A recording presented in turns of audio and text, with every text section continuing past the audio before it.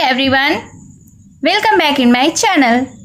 तो हाजिर हूँ मैं फिर से एक न्यू इंटरेस्टिंग मोरल स्टोरी के साथ। आज की स्टोरी बहुत ही अच्छी है, तो वीडियो के एंड तक बने रहिएगा। बहुत सारे न्यू वर्ड्स भी आप इस स्टोरी में सीखेंगे।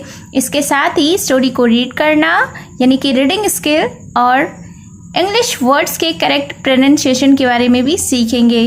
तो चलिए स्टार्ट करते हैं आज का ये मॉरल स्टोरी। आज की स्टोरी का टाइटल है the ant and the Dove.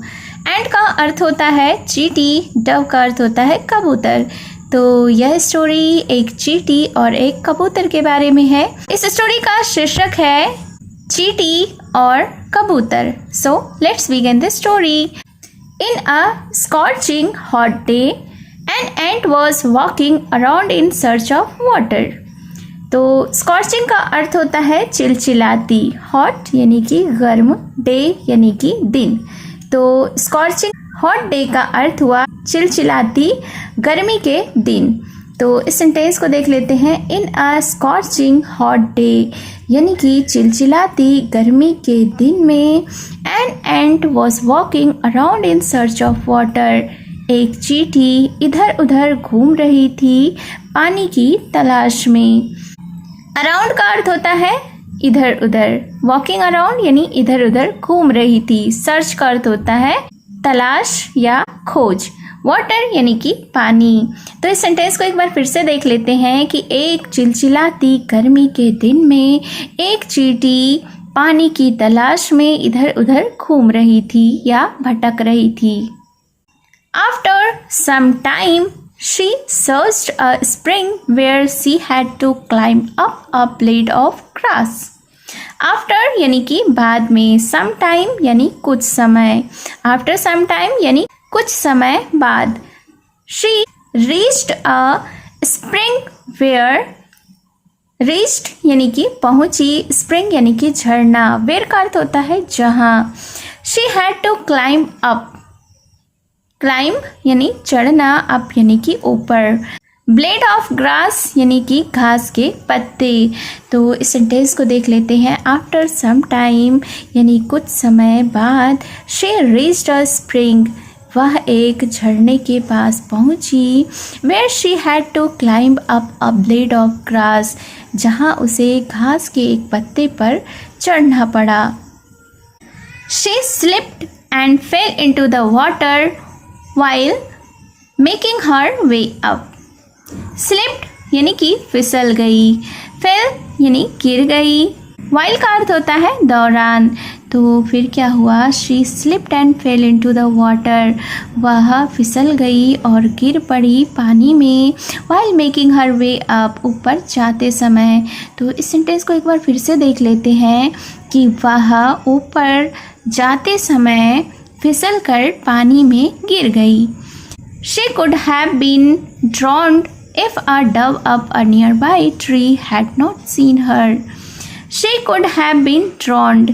could have का यूज़ हम लोग हो सकता था या बन सकता था के लिए करते हैं। drowned यानी कि डूबना, drowned का अर्थ होता है डूबना। drowned V3 है, वर्ब का तीसरा रूप है। nearby यानी पास। तो इस सेंटेंस को देख लेते हैं कि she could have been drowned यानी कि हो सकता था कि वह डूब जाती। If a dove up a nearby tree had not seen her, अगर पास के पेड़ पर ऊपर बैठा हुआ कबूतर उसे ना देखता। Seeing the ant in trouble, the dove quickly dropped a leaf into the water near the struggling ant।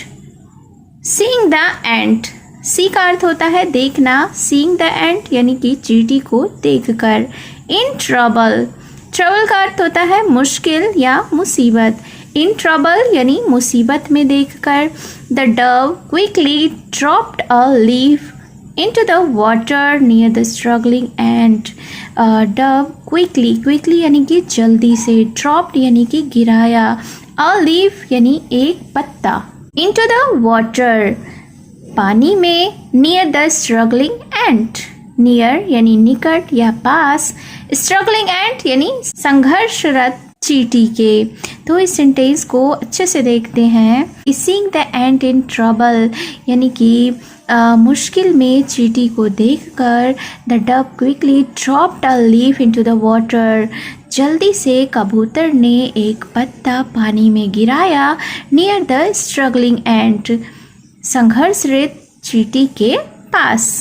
संघर्षरत यानी कि संघर्ष करती हुई, तो संघर्ष करती हुई चींटी के पास जल्दी से कबूतर ने एक पत्ता गिराया।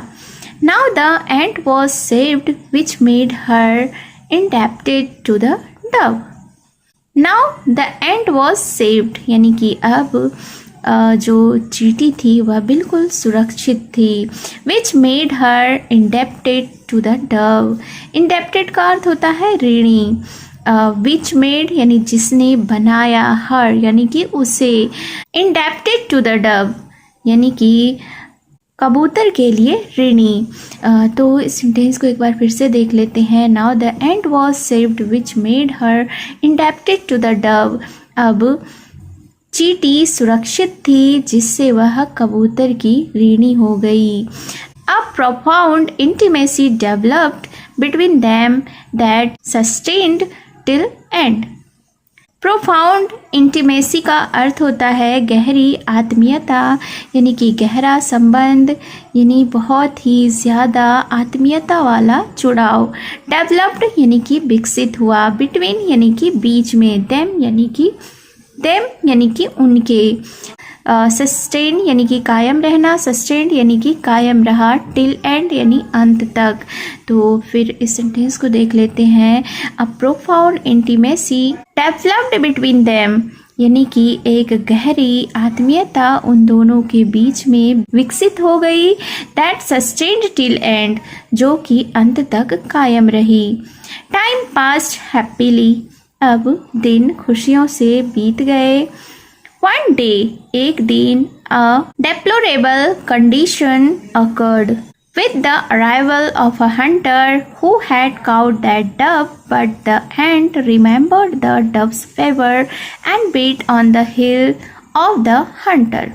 फिर एक दिन क्या हुआ कि वन डे यानी कि एक दिन, अ डेप्लोरेबल कंडीशन। डेप्लोरेबल का अर्थ होता है दयनीय, कंडीशन यानी कि स्थिति, अकर्ड यानी कि घटित हुई।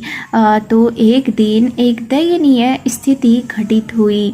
With the arrival of a Hunter जो कि शिकारी के आगमन पर था। अराइवल यानी कि आगमन, हंटर का अर्थ होता है शिकारी। Who had cout that Dove जिसने कि उस कबूतर को पकड़ लिया। But the ant remembered the doves favour लेकिन चींटी को डव्स का यानी कि कबूतर की जो कृपा थी वह उसे याद थी। And bit on the heel और उसने यानी चींटी ने शिकारी की एड़ी पर काटा। तो इस सेंटेंस को एक बार फिर से देखते हैं कि एक दिन दयनीय स्थिति घटित हो गई जो कि शिकारी के जिस शिकारी ने उस कबूतर को पकड़ लिया था और चींटी को उस कबूतर की कृपा बिल्कुल ही अच्छी तरह से याद थी, इसलिए वह चींटी बिल्कुल समय पर आकर शिकारी की एड़ी पर काट ली। The inflamed heel made him to drop his net. Inflamed का अर्थ होता है सूजन। हिल यानी कि एड़ी। इन्फ्लेम्ड हिल यानी सूजी हुई एड़ी। ड्रॉप यानी कि गिराना। नेट का अर्थ होता है जाल।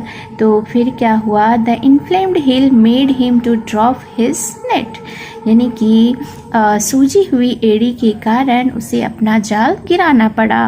Now the Dove was quick and fly away और अब कबूतर जल्दी से उड़ गया। क्विक का अर्थ होता है जल्दी। फ्लाई अवे यानी कि उड़ गया। Moral of the story is one good turn is rewarded with another. Rewarded का अर्थ होता है पुरस्कृत करना। अनदर यानी कि अन्य या दूसरा। तो इस कहानी से हमें यह मोरल मिलती है, यह सीख मिलती है कि एक अच्छे काम का फल दूसरे अच्छे काम से मिलता है। So it was the story. उम्मीद है आपको यह स्टोरी पसंद आई होगी और आपने बहुत सारे न्यू वर्ड्स भी सीखे होंगे। तो जल्दी से कमेंट करके ज़रूर बताएं कि आपको यह स्टोरी कैसी लगी।